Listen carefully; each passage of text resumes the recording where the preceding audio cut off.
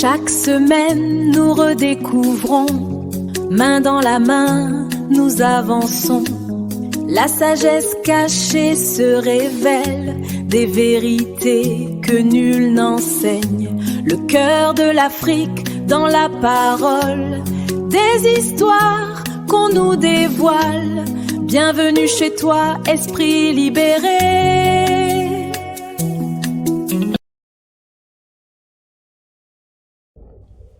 Tu pries pour une percée financière depuis des années et rien n'a changé.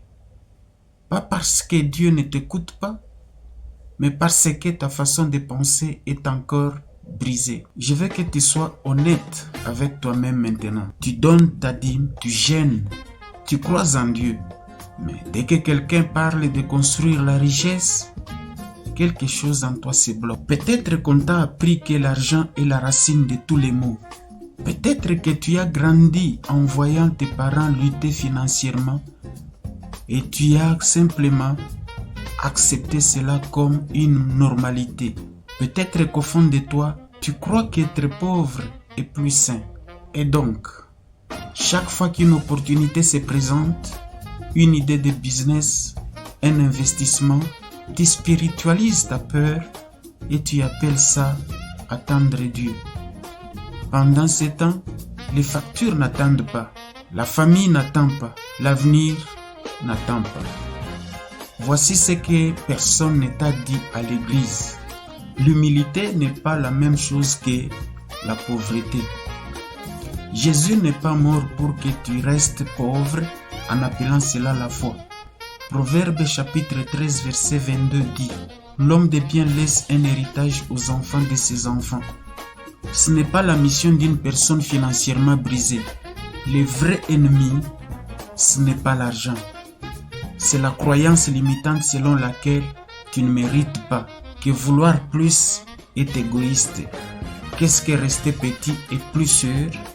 Mais réfléchis un instant. Un chrétien pauvre ne peut pas construire une école. Un chrétien pauvre ne peut pas financer une mission. Un chrétien pauvre ne peut pas prendre soin de sa famille comme Dieu l'avait prévu. Ta pauvreté ne protège pas ta foi. Elle limite ton impact. L'état d'esprit qui a gardé tes parents bloqués, tu n'es pas obligé de l'hériter. Voici une chose que je veux que tu fasses aujourd'hui, pas demain, aujourd'hui. Écris cette phrase. J'ai le droit de prospérer tout en aimant Dieu. Dis-la à haute voix. Parce que tant que tu ne le crois pas profondément, aucune prière, aucun jeûne, aucune stratégie ne pourra fonctionner durablement. La percée commence dans l'esprit avant d'apparaître sur les comptes bancaires. Si ce message a touché quelque chose en toi, si tu as confondu l'humilité avec le fait de rester pauvre, écris les mots mindset dans les commentaires et partage cette vidéo avec une personne autour de toi qui a besoin de l'entendre. La prochaine vidéo sera sur les 3 mensonges sur l'argent que les chrétiens africains ont appris à l'église.